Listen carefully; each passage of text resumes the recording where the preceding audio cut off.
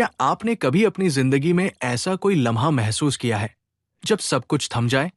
आवाजें, भागदौड़, यहां तक कि आपकी खुद की सोच भी।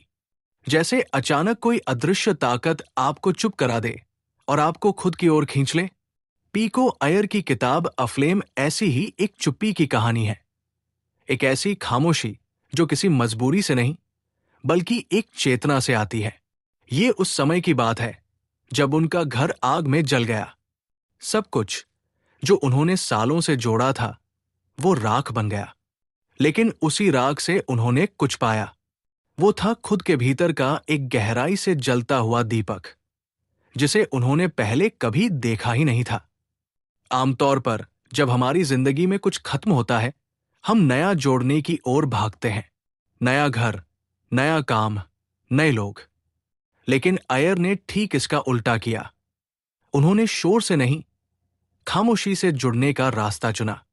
उन्होंने उस शून्य में उतरने का निर्णय लिया जहां कोई डिस्ट्रैक्शन नहीं, कोई वैलिडेशन नहीं, कोई बाहरी दिशा नहीं, बस अंदर की यात्रा होती है। वो जगह थी कैलिफोर्निया की पहाड़ियों में स्थित एक छोटा सा मठ। यहां न घंटियों का शोर था, न सड़कों की चहल पहल। यहां कोई स्मार्टफोन की स्क्रीन नहीं, कोई मीटिंग अलर्ट नहीं। बस थी तो सुबह की ठंडी हवा, पहाड़ी पेड़ों से गिरते पत्ते और आपके अंदर बहती एक ऐसी नदी जो बिना पानी के भी सब कुछ बहा ले जाए। अयर बताते हैं कि इस मठ में मौन कोई मजबूरी नहीं है, ये एक उपहार है।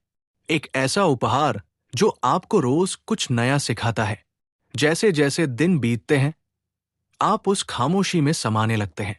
शुरुआत में लगता है कि शांति एक संघर्ष है। हम सब इतने आदी हो चुके हैं शोर के कि जब वो हटता है तो डर लगने लगता है, जैसे हम खो गए हों, जैसे कुछ अधूरा हो। लेकिन धीरे धीरे उस अधूरेपन में भी कुछ पूरा नजर आने लगता है। वे कहते हैं कि साइलेंस कोई एब्सेंस नहीं है, वो एक प्रेजेंस है। एक ऐसी उपस्थिति जो किसी शब्द से ज्यादा असरदार होती है। जब आप ध्यान से सुनते हैं तो आपको महसूस होता है कि हर चीज, हवा, सूरज की रोशनी, मिट्टी, आपकी सांस, सब कुछ एक भाषा बोल रहे हैं। उस भाषा को सुनने के लिए कान नहीं, दिल चाहिए। एक समय आता है जब आप लोगों से दूर रहना नहीं चाहते, बल्कि खुद के करीब होना चाहते हैं। और यही फर्क है सॉलिट्यूड और लोनलीनेस में। अकेले होना एक डर नहीं, बल्कि एक ताकत हो सकती है, अगर आप उसे समझें। अयर अपने अनुभवों से हमें बताते हैं कि ये रिट्रीट कोई पलायन नहीं है, ये कोई तटस्थ जगह नहीं जहां आप बस आराम करने आए हों। ये एक अभ्यास है, एक कठिन लेकिन शुद्ध अभ्यास। यहां आप हर उस चीज से मिलते हैं जिससे आप भागते रहे हैं। आपकी फालतू सोच, आपका अतीत, आपका डर, आपकी बेचैनी। और जब आप उन सब से भागना बंद करते हैं, तब आप खुद से मिलते हैं। वो मानते हैं कि बाहर की दुनिया में लौटना इस खामोशी से भी बड़ा चैलेंज है, क्योंकि एक बार आप जिस सच्चाई को महसूस कर लेते हैं, आप उसे अनदेखा नहीं कर सकते।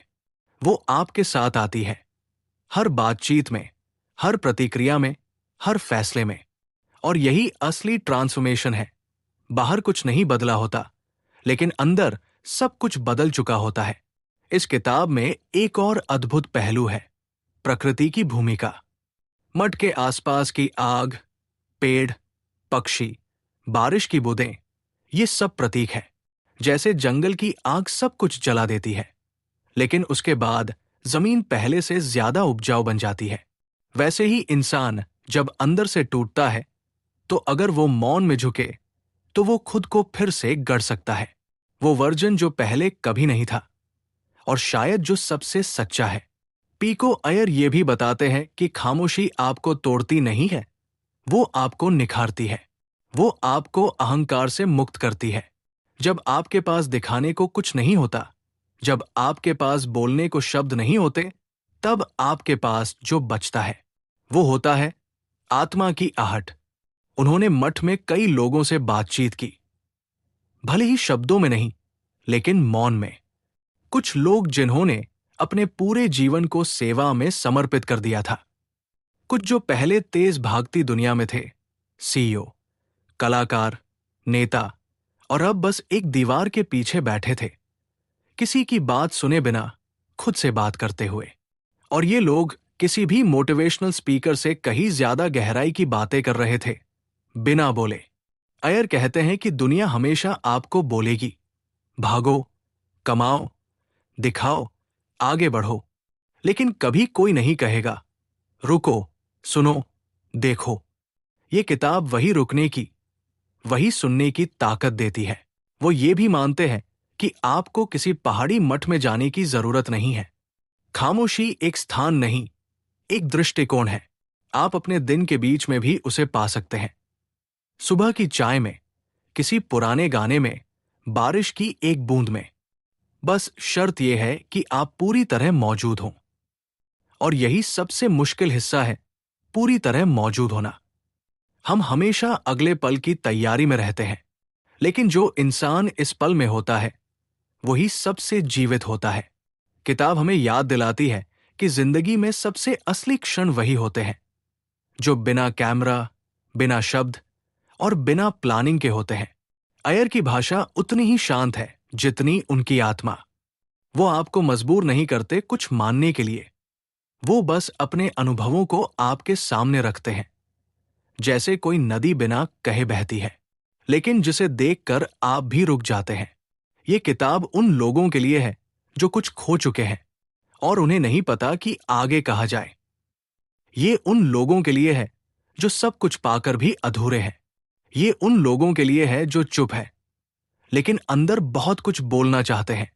और शायद ये किताब हर उस इंसान के लिए है जो जानता है कि आवाज में ताकत है, लेकिन खामोशी में सच्चाई है। क्योंकि कभी कभी सबसे गहरी बातें वही होती हैं जो कहीं नहीं जाती, बस महसूस की जाती है।